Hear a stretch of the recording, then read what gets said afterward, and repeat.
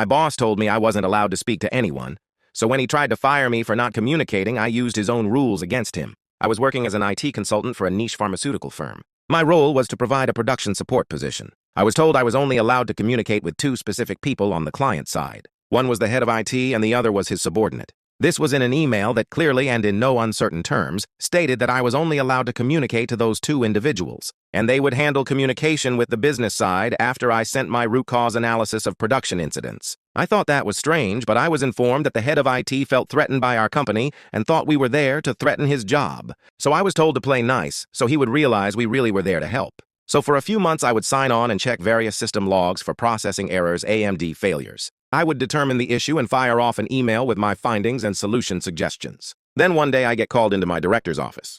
He says the client is pissed off and wants to know what I've been doing because they see me log on and then nothing else all day.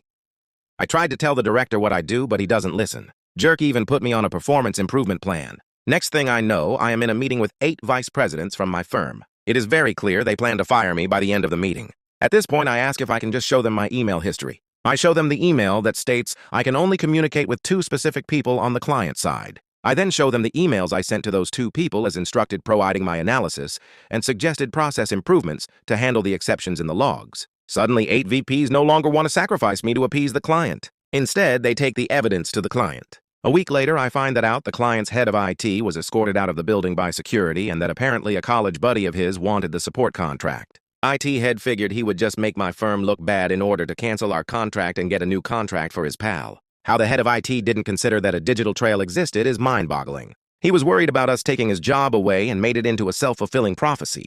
TLDR short-sighted head of client IT thinks my firm is trying to get him fired. He proceeded to get himself fired.